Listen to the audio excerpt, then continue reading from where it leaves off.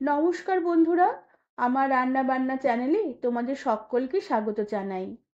আজ আমি টিফিন কারিতে রুই মাছের ভাপা বানাবো। অসাধারণ স্বাদের একটি মাছের রেসিপি, আর আমি একদম সহজ পদ্ধতিতে বানাবো। গরম গরম ভাতের সাথে এই রুই মাছের ভাপার স্বাদ অসাধারণ লাগবে। রেসিপিটি তোমাদের সম্পূর্ণ দেখার অনুরোধ রইল, আর ভালো লাগলে একটি লাইক, শেয়ার আর সাবস্ক্রাইব করে দেবার অনুরোধ রইল। আমি এখানে 3 পিস রুই মাছ নিয়েছি, দুটো গাদার পিস নিয়েছি আর একটা পেটির পিস নিয়েছি।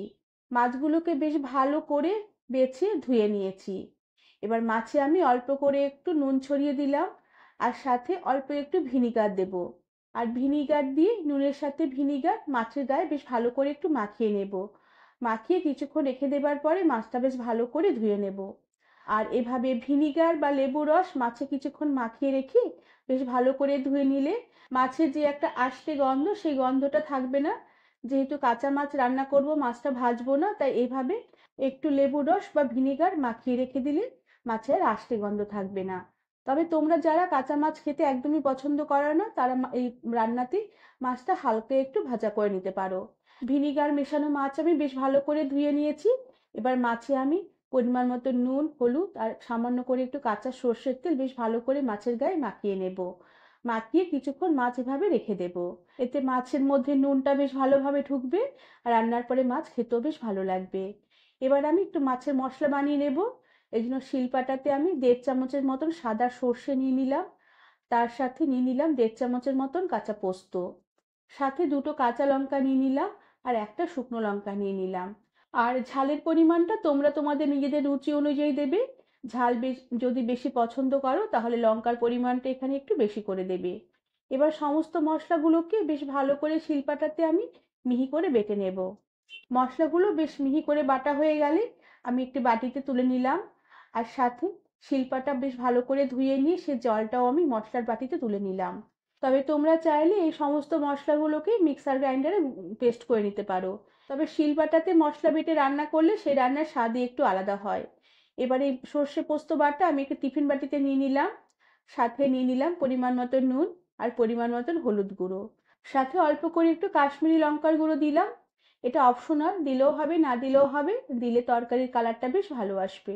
তার সাথে পরিমাণ মতন কাঁচা সর্ষের তেল দিয়ে দিলাম, আর একটা মিডিয়াম সাইজের টমেটোর অর্ধেকটা কুচিয়ে দিয়ে দিলাম। এবার এই সমস্ত মশলাগুলোকে বেশ ভালো করে একটুখানি মিশিয়ে নেব, যাতে সমস্ত মশলার মধ্যে নুন, হলুদ আর কাঁচা সর্ষের তেল বেশ ভালোভাবে মিশে যায়। এরপরে 3-4 কোয়া রসুন কুচিয়ে দিয়ে দিলাম। তবে তোমরা চাইলে রসুনটা সর্ষের সাথে বেটে দিতে পারো, সেক্ষেত্রে রসুনের পরিমাণটা কম দেবে। যেহেতু আমি এখানে মশলা কষাবো না, কাঁচাই রান্না করব, তাই রসুন বেশি হলে খেতে অতটা ভালো লাগবে না। এবার নুন হলুদ মাখানো মাছগুলোকে টিফিন বাটিতে সাজিয়ে দিলাম, আর যেই পাত্রতে আমি মাছগুলোকে নুন হলুদ আর তেল মাখিয়ে রেখেছিলাম, সেই পাত্রটাকে বেশ ভালো করে একটু তেলগুলোকে একটু কাছিয়ে দিয়ে দিলাম। এবার মাছগুলোকে মশলার সাথে বেশ ভালো করে উল্টে পাল্টে মাখিয়ে নেব, আর মশলা মাখানো অবস্থায় মাছগুলোকে মিনিট 10-এর মতো রেখে দেব। আর এভাবে মশলা মাখিয়ে কিছুক্ষণ রেখে দেওয়ার পর রান্না করলে রান্নার পরে মশলার গন্ধ মাছের ভেতরে বেশ ভালো করে ঢুকে যাবে, আর রান্নার পরে মাছটা খেতেও বেশ ভালো লাগবে। এরপরে কয়েকটা কাঁচা লঙ্কা চিড়ে দিয়ে দিলাম, আর কয়েকটা কাঁচা লঙ্কা গোটা গোটা দিয়ে দিলাম। আর প্রথমে মশলা মাখার সময় যে অর্ধেকটা টমেটো কুচিয়ে দিয়েছিলাম, বাদ বাকি অর্ধেকটা টমেটো স্লাইস করে উপরে সাজিয়ে দিলাম। সাথে আরো অল্প একটু কাঁচা সর্ষের তেল উপর থেকে ছড়িয়ে দিলাম, আর 2-3 চামচের মতন শিলপাটা ধোয়া জল উপর থেকে ছড়িয়ে দিলাম। জল দিয়ে একটু ভালো করে মশলাগুলোকে মাছের সাথে নেড়েচেড়ে একটু মিশিয়ে নেব। তবে এর বেশি জল দেওয়া যাবে না, বেশি জল হলে মাছ ভাপাটা ঝোল ঝোল হবে, খেতে অতটা ভালো লাগবে না। এবার টিফিন কারি ঢাকনা বন্ধ করে দিলাম। এবার টিফিন বাটি আমি ভাপাতে বসাবো, এর জন্য গ্যাসে একটি সসপ্যান বসিয়ে দিয়েছি, আর তাতে অল্প করে একটু জল দিয়ে দিলাম। এবার এই জলের মধ্যেই আমি একটি ছোট টিফিন বাটির ঢাকনা বসিয়ে দিলাম। এই টিফিন বাটির ঢাকনার মধ্যেই আমি মাছের টিফিন বাটিটা বসাবো। এবার জল গরম হওয়ার আগেই আমি টিফিন বাটিটা বসিয়ে দিলাম। তবে খেয়াল রাখতে হবে জলটা যেন টিফিন বাটির মাঝখানটার একটু নিচে থাকে।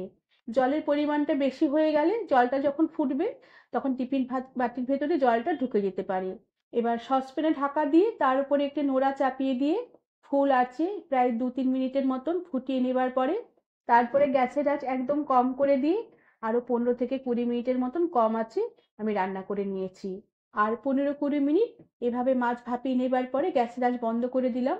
আর এরপরে আরো 10 মিনিটের মতো টিফিন বাটি আমি এভাবে রেখে দেব। এরপরে আমি টিফিন বাটির ঢাকনাটাকে খুলে নিলাম। আর এরপরে উপর থেকে আরো একটু অল্প করে একটু কাঁচা সর্ষের তেল ছড়িয়ে দিলাম। এতে মাছ ভাপার স্বাদ আরো অনেক গুণ বেড়ে যাবে। বন্ধুরা, তোমরা এভাবে টিফিন বাটিতে রুই মাছ ভাপা সহজেই বানিয়ে নিতে পারবে। খেতে অসাধারণ স্বাদের হয়। গরম গরম ভাতের সাথে খেতে দুর্দান্ত লাগবে। রেসিপিটি তোমাদের ভালো লাগলে একটি লাইক, শেয়ার আর সাবস্ক্রাইব করে দেবার অনুরোধ রইল।